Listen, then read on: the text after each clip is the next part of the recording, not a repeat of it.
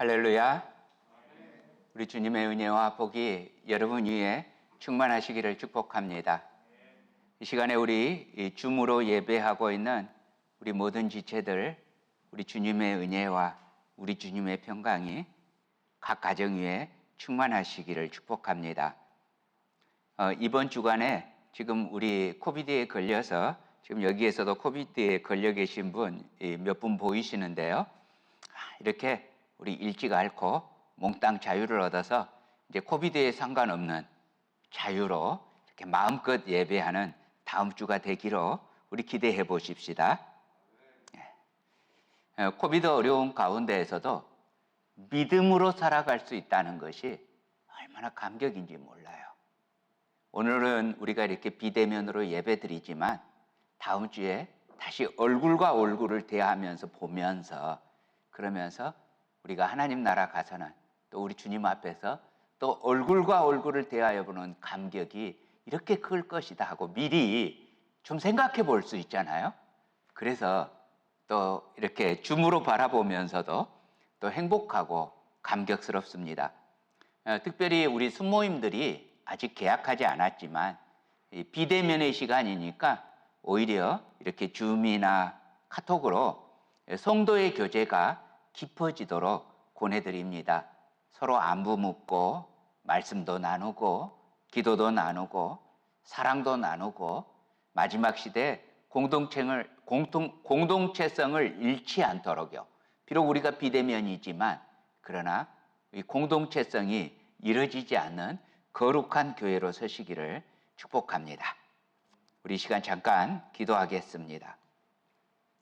사랑 많으신 하나님 아버지, 코비드 가운데에서 예배는 비록 비대면으로 드려지지만 주님, 예배를 드리는 예배자의 마음은 더욱 간절합니다.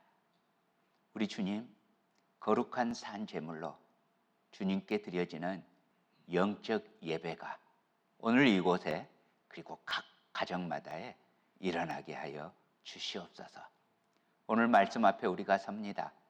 이 거룩한 하나님의 말씀을 감히 운반하는 저에게 제 입술과 제 심령을 주님이 주장하여 주시고 또 저와 우리 회중들 각 가정의 모든 지체들 다 성령님 충만하여 말씀이 그러한가 하며 아멘하고 받게 하여 주시옵소서. 예수님 이름으로 기도합니다. 아멘. 이 시간 우리에게 주시는 하나님의 말씀 골로새서 1장 1절에서 8절 말씀입니다. 우리 교대로 읽도록 하겠습니다. 하나님의 뜻으로 말미암아 그리스도 예수의 사도된 바울과 형제 디모데는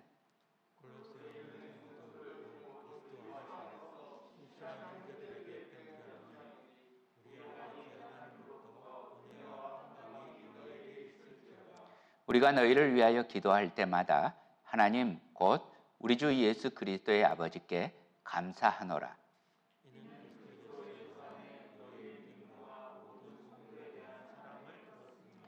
너희를 위하여 하늘에 쌓아둔 소망으로 말미암음이니 곧 너희가 전에 복음 진리의 말씀을 들은 것이라.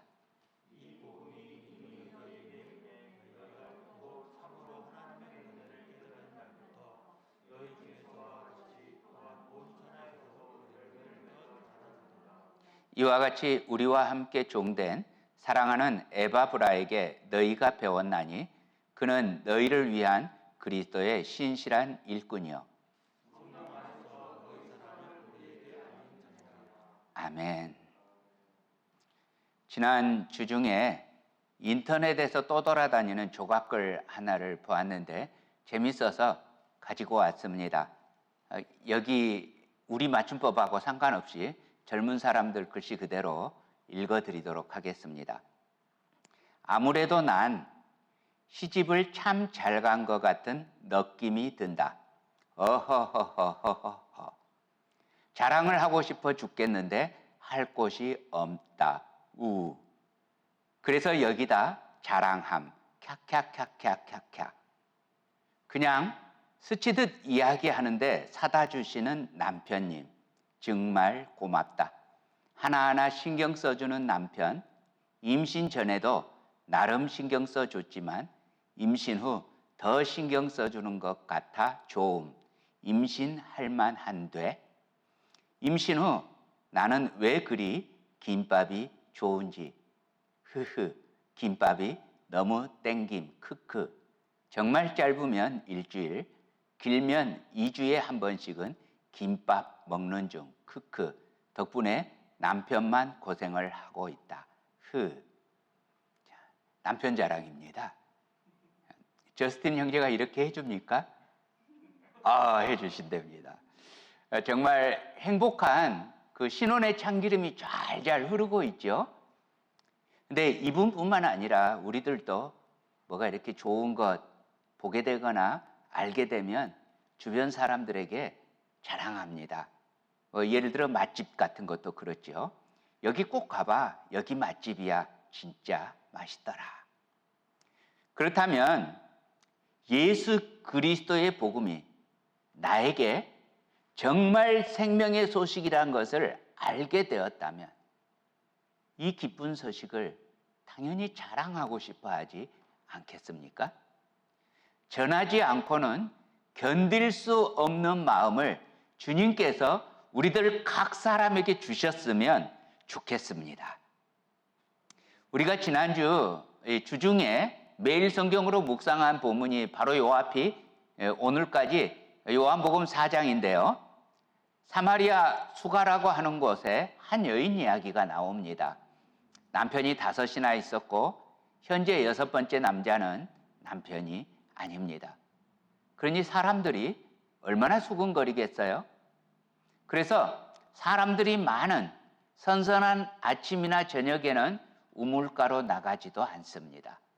사람들의 시선을 피해서 아무도 없을 뙤약볕에 정오에 물을 길러 나왔다가 예수님을 만나게 되지요. 이 예수님에게서 여인은 놀라운 말씀을 듣게 됩니다. 요한복음 4장 13절에서 14절입니다. 이 물을 마시는 자마다 다시 목마르려니와 내가 주는 물을 마시는 자는 영원히 목마르지 아니하리니 내가 주는 물은 그 속에서 영생하도록 솟아나는 샘물이 되리라. 이렇게 이 여인은 이날 예수님을 통해서 놀라운 구원의 복음을 듣게 됩니다. 이 복음을 듣고서 이 여인이 했던 반응, 행동을 한번 보십시다. 요한복음 4장 28절에서 29절입니다. 여자가 물동이를 버려두고 동네로 들어가서 사람들에게 이르되 내가 행한 모든 일을 내게 말한 사람을 와서 보라. 이는 그리스도가 아니냐 하니. 그렇게 사람들의 시선을 피했던 여인은 놀랍게도 동네로 들어가서 사람마다 만나는 사람마다 붙잡고 말합니다. 내가 행한 모든 일을 나에게 말한 사람을 와서 보라. 여러분, 지금 이 여인이 행한 모든 일이 자랑할 만한 일입니까? 아니잖아요. 너무나 감추고 싶고 수치스러운 그런 일 아닙니까? 한 사람이라도 더 아는 것이 싫은 일입니다. 그런데 이제는 이 부끄러움을 여인이 스스로 드러냅니다. 그 이유가 뭡니까? 이는 그리스도가 아니냐. 자신의 모든 죄에도 불구하고 찾아와서 자신을 받아주신 주님 그리스도를 만났기 때문입니다. 자랑하지 않고는 배길 수 없는 복음, 구원의 복음, 생명의 복음, 주님을 만났기 때문입니다. 오늘 우리가 보는 본문은 골로새서입니다. 골로새서는 바울이 로마 감옥에 갇혀 있는 동안 소아시아 골로새라고 하는 지역에 있는 교회에 보낸 편지입니다. 근데 여러분, 바울이 왜 로마 감옥에 갇힙니까? 사도행전에 보면 바울은 다메섹에 예수 믿는 사람들을 잡아 핍박하고 옥에 가두고 죽이려고 살기가 등등해서 가다가 자신을 찾아오신 예수님을 만나게 됩니다. 죄인 중에 개수와 같았던 자기를 살리시고 주의 일을 맡기시려고 찾아오신 주님. 이 예수님의 은혜를요, 바울은 결코 잊을 수가 없습니다. 그래서 틈만 나면 이 사건을 간증합니다.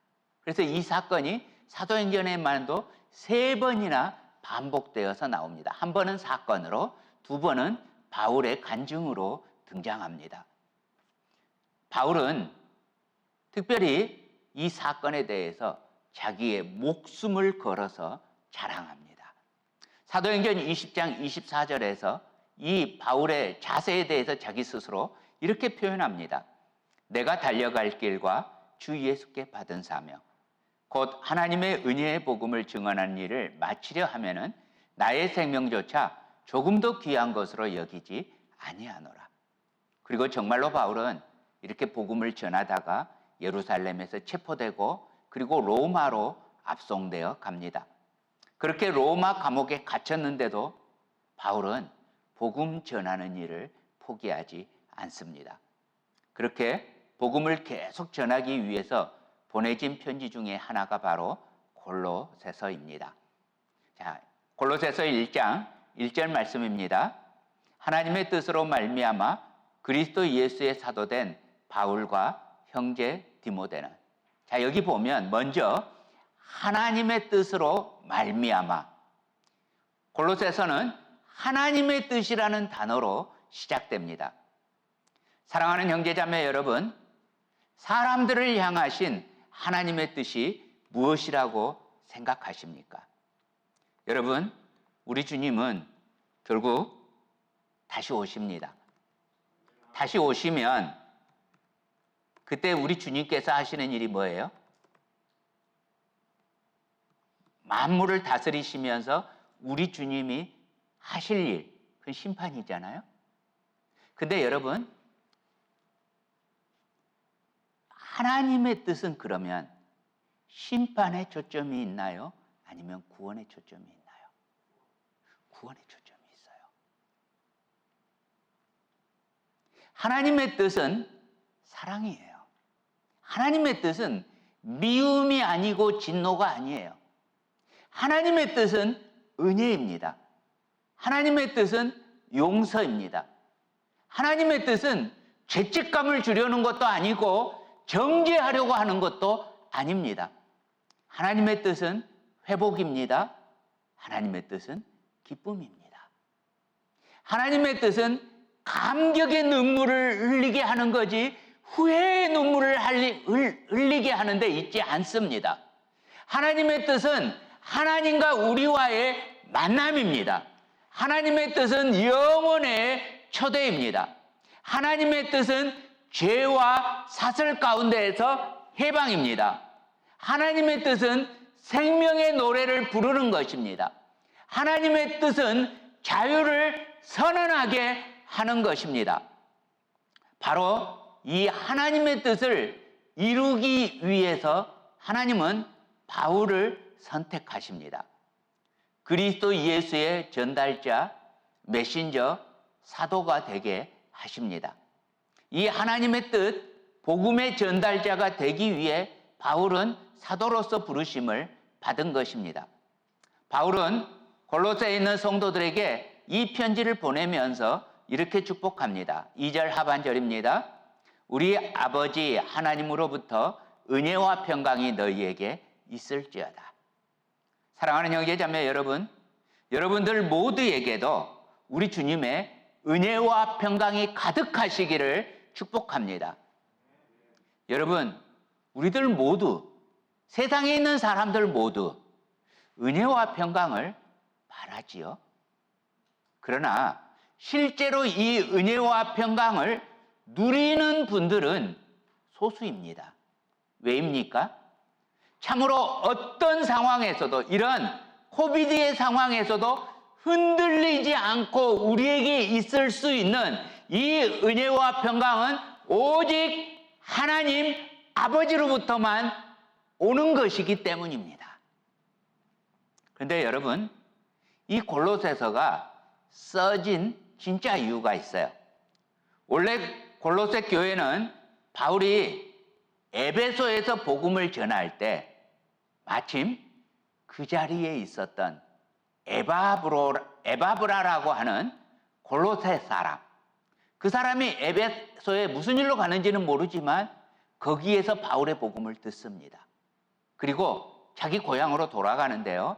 이 에베소에서 동쪽으로 100마일 정도입니다. 꽤 멀죠. 동쪽으로 100마일 정도에 있는 이 골로새에서 복음을 전하고 그로 말미암아 이 빌레몬을 비롯한 예수님 믿는 사람들이 생겨요. 그래서 골로새 교회가 이루어지게 됩니다. 주로 빌레몬의 집에서 모였던 걸로 이렇게 보여집니다.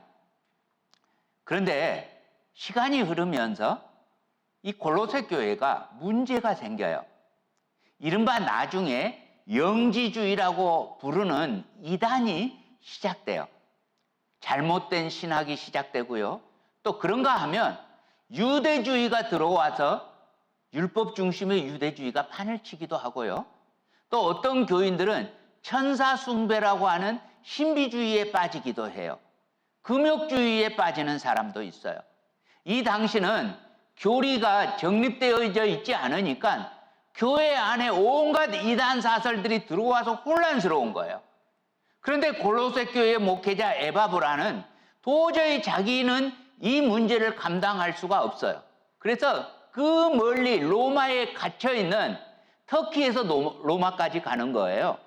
그래서 바울에게 조언을 구하는데 이 에바브라에게 골로새 교회의 소식을 듣던 바울이 편지를 쓰는 게 골로새서입니다. 근데요, 이런 편지라면 골로새 교인들을 좀 책망할 만하잖아요. 근데 골로새서를 읽으면 바울이 골로새 교인들을 책망하는 분위기가 느껴지지 않아요. 책망은커녕 이렇게 인사합니다. 2절 상반절입니다. 골로새에 있는 성도들 곧 그리스도 안에서 신실한 형제들에게 편지하노니. 골로새 교인들을 거룩한 무리, 성도라고 표현하면서 그리스도 안에서 신실한 형제라고 말합니다. 여러분, 이렇게 말할 수 있다는 게 보통 믿음이 아니죠. 이 믿음이 어떤 믿음이에요? 자, 여러분, 신실한 성도라면 어떤 성도라고 생각하십니까? 기억하십시다. 우리는 우리의 행위로 성도가 된 게 아니죠. 우리의 자격으로도 성도가 된 것이 아니지요. 우리는 사실 신실한 자들이 아니었습니다. 골로새 교인들도 우리들도 원래는 불의한 자들이었죠. 하나님과 원수된 자였고 허물과 죄로 죽은 상태에 있었고 세상 풍조를 따르며 공중권세 잡은 자를 따랐던 존재였습니다. 육체의 욕심을 따라 지내며 육체와 마음이 원하는 것을 했던 사람들이었습니다. 내 마음대로 내가 원하는 것을 하기를 기뻐했단 말이죠. 다른 사람들과 구별될 것 없이 본질상 진노의 자녀들이었습니다. 그런데 예수님으로 말미암아 예수님 안에서 신실한 자들이 되었습니다. 긍휼에 풍성하신 하나님이 우리를 사랑하신 그 사랑을 인해서 허물로 죽은 우리를 살리셨습니다. 불가항력적인 은혜로 구원을 얻었습니다. 그러니까 여러분, 신실한 형제는 죄를 하나도 짓지 않는 사람들을 말하는 게 아니지요. 하나님께서 신실하다고 인정하는 사람은 오히려 내가 얼마나 부족한지를 잘 아는 사람이에요. 하나님이 나 같은 것을 구원하신 하나님이 얼마나 위대하신지를 잘 아는 사람이에요. 예수 그리스도의 은혜가 내게 어떠한 건지를 아는 사람이에요. 이 사람이 바로 신실한 형제입니다.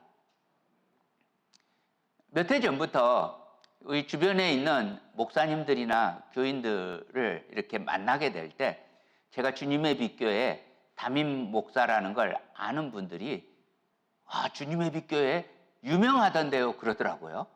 뭐 동네 사람들이니까. 그러면서 하는 말이 주님의 빛교회가 엄청 부흥하고 있다지요? 이렇게 말해요. 그래서 그 말을 들으면 첫 번째 제 생각에 부흥하고 있지 않는 것 같고, 또 그 사람들 생각대로 교회가 사람 수가 많이 늘어나고 있는 것도 아니고, 그리고 이런 말을 듣는 것이 계면쩍기도 하고, 그래서 제가 꼭 이렇게 대답했어요. 아니요, 주님의 빛교회는 아직 부흥하고 있지 않습니다. 주님의 빛교회가 부흥하기를 간절히 소원하고 있습니다. 제가 이렇게 대답을 했었어요. 그런데 오늘 이 골로새서 말씀을 묵상하면서 보니까 와, 되게 믿음 없는 소리였구나. 나는 지금의 주님의 빛교회를 바라보고 있구나. 바울은 골로새 교회의 문제에도 불구하고 만군의 여호와의 열심히 이루시고야 말 거라는 그 믿음으로 바라보고 신실한 형제라고 표현하고 있는데, 나는 지금만 보고 있지 주님께서 이루실 모습을 과연 기대하고 있는 건가? 이런 생각이 들었습니다.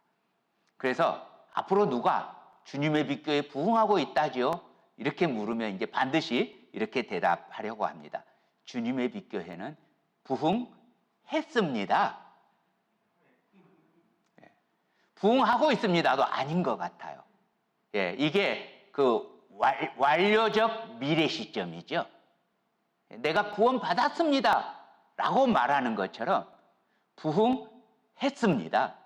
정말 내가 하나님 앞에서 간절히 기도하는 그 부흥의 상태, 각 사람의 마음마다 심령이 새롭게 돼서 복음의 감격이 넘치는 그 복음의 영광이 가득한 영혼들이 가득한 교회, 그 상태를 우리들의 어떤 열심으로 이루는 게 아니고 주님께서 반드시 만군의 여호와의 열심으로 행하시고야 말 거라는 믿음으로 완료적 미래 시점으로 대답을 해야겠다, 이렇게 생각했습니다. 따라 하시기 바랍니다. 나는 부흥했습니다. 아멘. 그러므로 여러분은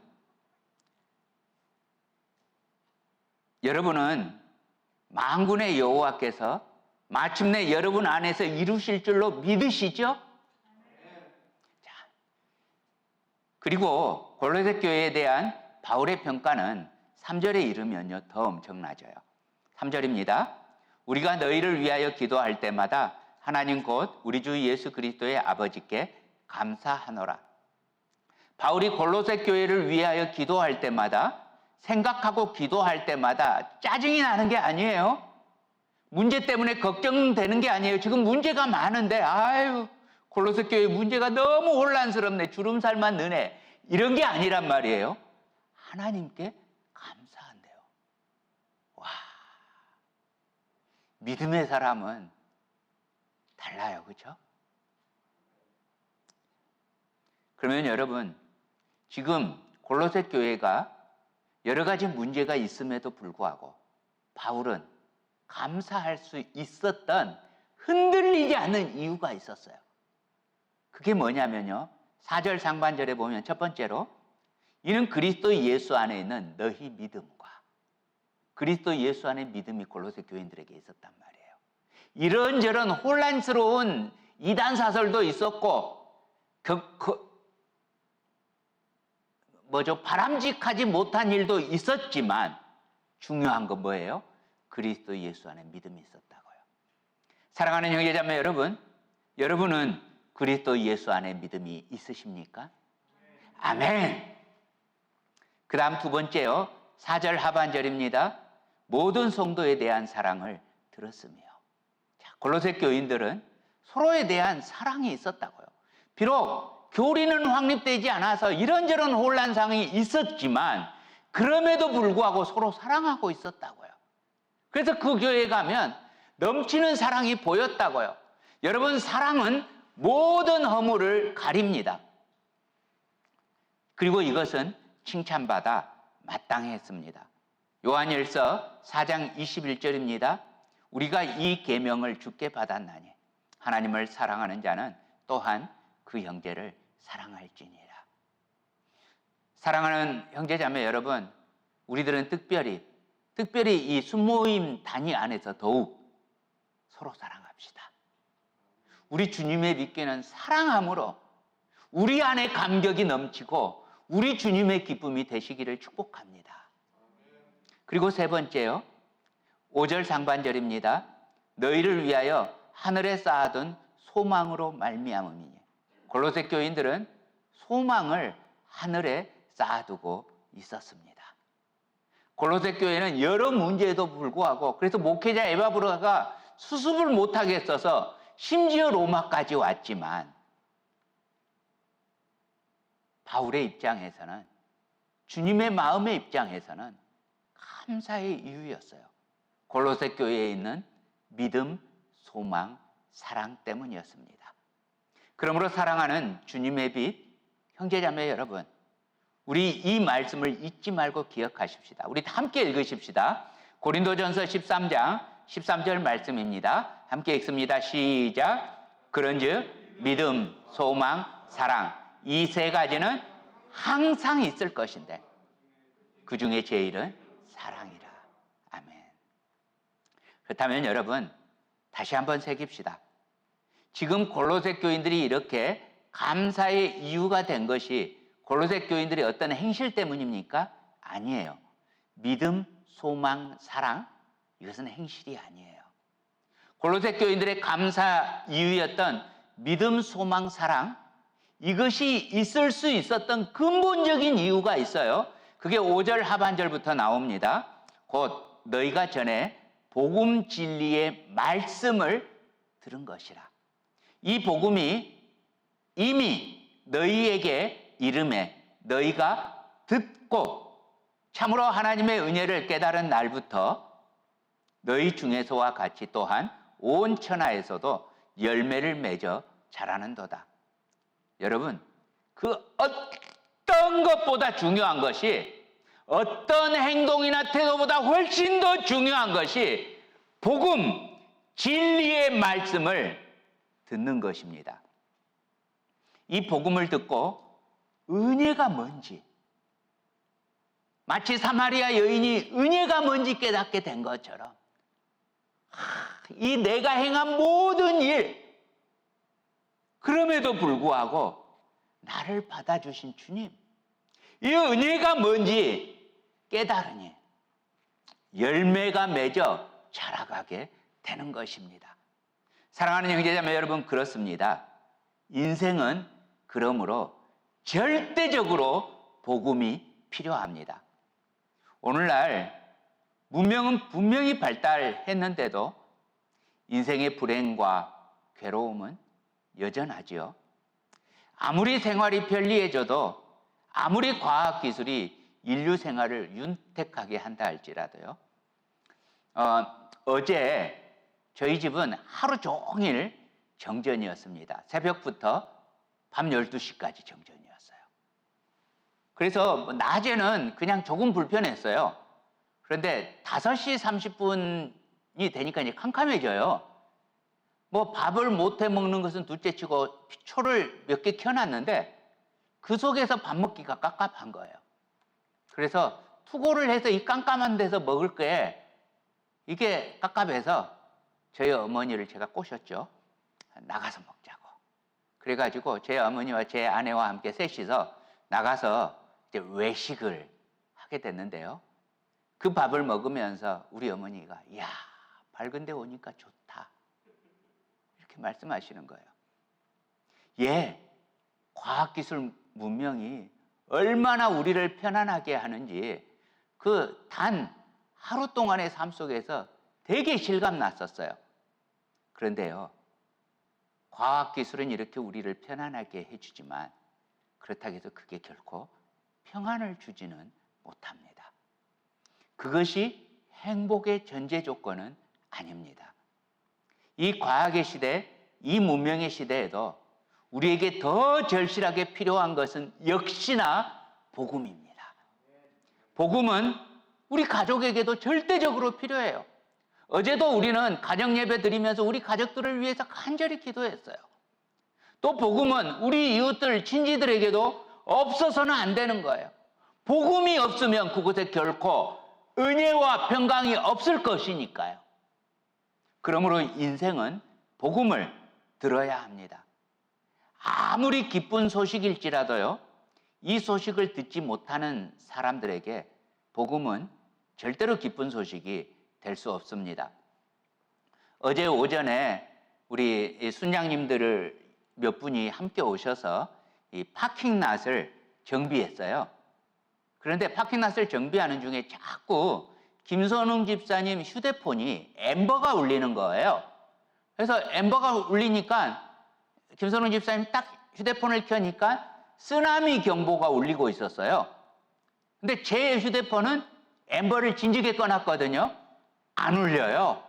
그래서 저는 무슨 일이 벌어지는지 모르고 있는데 김선웅 집사님이 쓰나미 경보가 울렸다는 거예요. 그리고 김선웅 집사님 지금 여기 안 계시나요? 안 켜놓으셨네. 줌을. 딱 앰버가 울리면 너무 웃기게도요, 헌팅턴 비치 CCTV가 연결되어 있더라고요. 그래서 바로 헌팅턴 비치를 켜가지고 바닷물이 아직 잔잔하네요. 괜찮네요. 그러고 껐다가 호주머니에다 놓으면 또 조금 있다가 앰버가 또 울려가지고 또 켜서 또 보고 헌팅턴 비치를 또 연결하고 이러고 있는 거예요. 그래서 오전에는 그렇게 지냈는데, 그리고 나서 이제 오후에 저희 집에서 이렇게 지내면서 그냥 별일 없이 정전된 집안에서 잘 지내고 있다가 저녁이 돼서 이렇게 휴대폰에 뉴스를 보는데 남태평양에서 퉁가 근처에서 해저 화산이 일어나가지고 세상에 지금 일본과 이 미국 이쪽이 난리가 났다고, 쓰나미 이 주의보가 울린 상태라고 이렇게 뉴스가 뜨는 거예요. 근데 저는 종일 몰랐잖아요. 그러면서 생각하게 된 거예요. 무서운 소식도 모르면 아무렇지도 않구나. 여러분, 복음같이 기쁜 소식도 모르면 아무렇지도 않아요. 우리가 가끔 이런 소리 하잖아요. 야, 이거 경험 못 해본 사람 후회할 거야. 천만의 말씀이에요. 모르는데 어떻게 후회해요? 여러분, 복음이 기쁜 소식인 이유는 들려졌기 때문이에요. 자, 소돔과 고모라가 멸망할 때 롯은 사위들에게 급히 이 사실을 알려요. 소돔과 고모라가 멸망할 거니까 빨리 피신하라고 전합니다. 그런데 사위들은 이 중요한 말을 농담으로 여기지요. 그 결론이 뭡니까? 멸망이었어요. 듣지 않으면 멸망입니다. 자, 못 들었거나 아니면 듣고 거절했거나 상관없이 멸망입니다. 그러므로 인생은 복음이신 예수 그리스도를 듣고 아는 것이 그 무엇보다 중요합니다. 자, 7절 8절입니다. 이와 같이 우리와 함께 종된 사랑하는 에바브라에게 너희가 배웠나니 그는 너희를 위한 그리스도의 신실한 일꾼이요 성령 안에서 너희 사랑을 우리에게 알린 자니라. 에바브라는 골로새 교인들에게 복음을 들려준 사람이죠. 또 바울에게 골로새 교인들의 하나님 사랑과 형제 사랑을 전해준 사람이기도 합니다. 에바브라는 아까도 말했지만 자기 스스로가 바울로부터 복음을 들었던 사람입니다. 그리고 에바브라는 골로새 교인들에게 복음을 들려준 사람입니다. 즉 에바브라 안에 예수 그리스도의 복음이 감격이 되었고, 에바브라는 그 감격을 다른 사람들, 특별히 자기 고향 사람들인 골로새에 자랑을 합니다. 그러므로 사랑하는 형제자매 여러분, 주님의 이름으로 권합니다. 복음을 듣고 은혜를 깨닫고 그 복음을 들려주십시오. 특별히 금년에 우리 주님의 빛교회는 모두에게 전해야 할 복음, 이 복음을 더 듣고 이 복음의 은혜를 더 깨닫고 그리고 이 복음을 전해주는 아름답고 신실한 교회, 복음으로 말미암는 믿음, 소망, 사랑이 더 넘치는 교회 되시기를 우리에게 복음을 전달해 주신 복음 예수 그리스도 이름으로 간절히 축복합니다.